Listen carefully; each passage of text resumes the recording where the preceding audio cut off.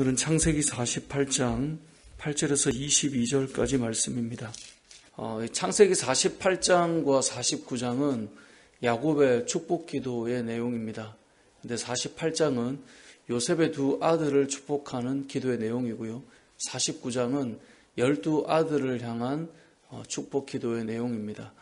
48장에 이 요셉의 두 아들을 축복기도할 때는 우리가 어제 읽었던 1절에서 7절까지 내용을 보면 요셉의 두 아들을 야곱이 이 두 아들은 이제 나의 아들이다 라고 말해요. 그러니까 요셉의 아들을 에브라임과 므낫세를 야곱이 자신의 아들처럼 여겨요. 그래서 5절과 6절을 보면 너가 낳은 두 아들 에브라임과 므낫세는 내 것이다 라고 말해요.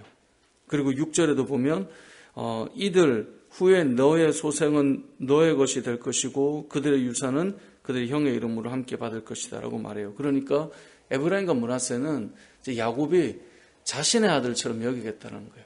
그래서 12지파를 보면 나중에 에브라임 지파와 므낫세 지파가 들어가는데 실제로는 야곱의 아들이 아니죠. 야곱의 손자인데 요셉의 두 아들을 자신의 아들처럼 여기겠다라고 하는 것이 어제 읽었던 본문이고 이제 오늘 본문은 그렇기 때문에 이 요셉의 두 아들을 축복하는 기도를 해주는 겁니다. 왜냐하면 자신의 아들처럼 여겼기 때문에. 그래서 입양했다 혹자는 그렇게 말하기도 하는데요, 표현을. 오늘 본문에서는 그렇게 해서 이제 므낫세와 에브라임에게 축복을 하는데 므낫세가 형이고 에브라임이 동생인데 그래서 축복 기도를 할 때 요셉이 지혜롭게 오른손을 므낫세에게 얹을 수 있게 므낫세를 또 왼손을 에브라임 머리에 왼손을 에브라임 머리에 얹을 수 있게 그 앞에 이렇게 둘을 앉혀서 축복 기도를 받을 수 있게 이렇게 나가게 합니다. 당연히 야곱은 눈이 좀 어두웠기 때문에 누가 므낫세고 누가 에브라임인지 확인을 합니다.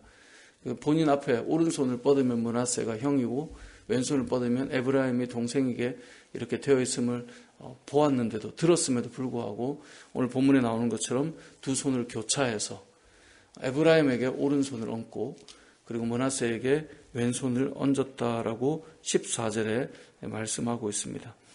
그렇게 해서 축복 기도를 하는데 요셉은 그 모습이 마음에 들지 않았던 것 같습니다. 그래서 18절에 보면 아버지 그렇게 하지 마십시오. 이가 장자이니 오른손을 므낫세에게 얹어주십시오 라고 말할 때 아버지 야곱이 말하죠. 19절에 보면 나도 안다. 내 아들아 나도 안다. 그도 한 족속이 되고 그도 크게 될 거다. 누구예요? 므낫세요. 그런데 그 아우가 더 큰 자가 될 거다 라고 말하고 에브라임이 므낫세보다 앞설 수 있도록 그렇게 축복 기도를 해주었다라는 것이 이제 오늘 본문의 내용입니다. 이 아브라함의 후손들을 보면 이제 늘 장자가 복을 받는다라고 하는 것이 하나님께서 주신 기본 원리임에도 불구하고 아브라함의 자녀가 누구였죠? 이삭이 계보를 이었잖아요. 근데 실제로 잘 보면 물론 어머니가 다르지만 이삭에게도 형이 있었어요. 그러니까 이스마엘이 형이었는데 이스마엘이 아니라 동생이었던 이삭이 사실은 계보를 이어가게 됩니다. 이삭에게도 두 아들이 있죠. 에서와 야곱이 있는데 형이 아니라 야곱이 그 계보를 이어갑니다. 야곱에게도 12아들이 있는데 형이었던 르우벤이 육신의 장자이긴 하지만 실제로 장자의 축복 기도를 받았던 사람은 요셉입니다. 왜냐하면 두 아들을 야곱의 아들로 삼아 요셉의 아들에게 두 몫을 요셉에게 그러니까 실제로 두 몫이 가는 거거든요. 그러니까 땅에 있는 축복에 장자의 축복을 받는 사람은 요셉이에요. 뿐만 아니라 영적인 계보를 이어가는 장자는 유다입니다. 그러니까 우리가 하나님께서 기본적으로 만들어 놓은 원리들이 있지만 항상 살아가면서 느끼는 건 뭐냐면 그대로 가지 않는다는 거예요. 차자인데 장자의 복을 받기도 하고요. 요셉 같은 경우는 11번째 아들이잖아요. 그런데 두 몫을 받기도 하고요. 그 아들들이 야곱의 아들들처럼 12지파에 들어가기도 하고요. 그런 일들이 일어나게 됨을 이제 오늘 본문은 우리에게 알려줍니다.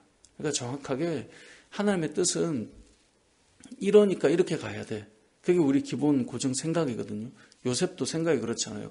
므낫세가 장자니까 당연히 그렇게 가야 됩니다 라고 하지만 나도 안다. 그도 잘 될 거다. 하지만 동생이 이 장자로서의 어떤 역할을 하며 복을 받게 될 것이다. 이렇게 이어가는 것을 보면 우리가 뭔가를 확정하거나 우리가 뭔가 알 수 있는 것은 다 아니다 라는 것을 생각해 볼 필요가 있습니다. 그것을 깊이 생각하다 보면 차자나 동생들이 항상 더 복을 받거나 장자의 복을 받으니까 머릿속에 여러 생각들을 해보게 됩니다. 먼저 된 자보다 나중 된 자가 더 앞에 가기도 하고 성경의 여러 부분을 붙여서 해석할 수도 있겠지만 이제 그렇게까지 우리가 가기에는 또 삼기는 좀 어렵고요.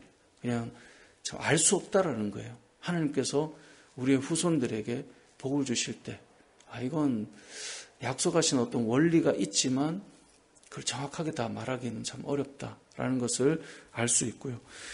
또 한 가지는 이제 오늘 본문에 보면 축복 기도의 내용이 무엇입니까? 나의 하나님이 너희들에게도 그분이 너의 하나님이 될 것이다. 이제 이게 축복 기도의 큰 핵심이에요. 16절에 가보면 나를 모든 환난에서 건지신 여호와의 사자께서 이 아이들에게 복을 주시오며 이들로 내 이름과 내 조상 아브라함과 이삭의 이름으로 칭하게 하시오며 이들이 세상에서 번식되게 하시기를 원하나이다. 무슨 말입니까? 나를 환난에서 건지신 여호와께서 이제는 이 아이들도 그렇게 해주시기를 원합니다. 이게 부모의 기도입니다. 저와 여러분이 이 땅을 살면서 하나님의 은혜를 얼마나 많이 받고 살아갑니까? 우리가 이 땅을 살아보니 돌아보니 정말 모든 것이 하나님의 은혜구나 이런 생각을 하게 되지 않습니까? 저도 이제 제 핸드폰 이제 알람을 새벽에 이제 해놓고 자는데 이제 알람이 그 은혜라고 하는 찬양이 있거든요. 이제 눈을 뜰 때마다 모든 것이 은혜 이렇게 이제 찬양 소리가 착 들려서 이제 일어나는데 돌아보면 볼수록 하나님의 은혜가 아닌 것이 없음을 우린 경험하잖아요.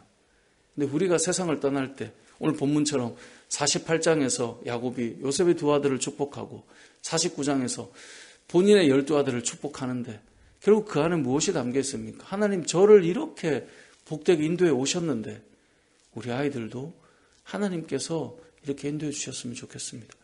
그것이 기도의 핵심입니다. 21절에도 보면 이스라엘이 요셉에게 또 이르되 나는 죽으나 하나님이 너희와 함께 계시사 너희를 인도하여 그러니까 나는 죽지만 하나님이 너희를 인도해 가실 것이다.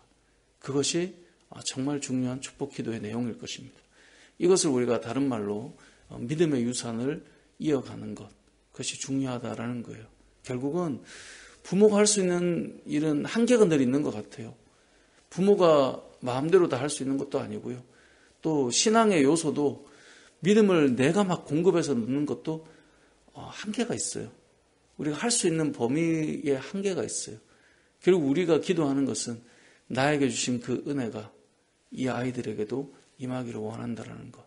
돌아보니 하나님께서 내 인생을 이렇게 인도하셨는데 너희들도 하나님께서 인도하기를 원하신다. 이것이 부모된 우리들의 기도여야 하고 믿음의 선배된 우리들이 우리 교회의 다음 세대와 자녀들을 향한 축복의 마음이어야 할 것입니다.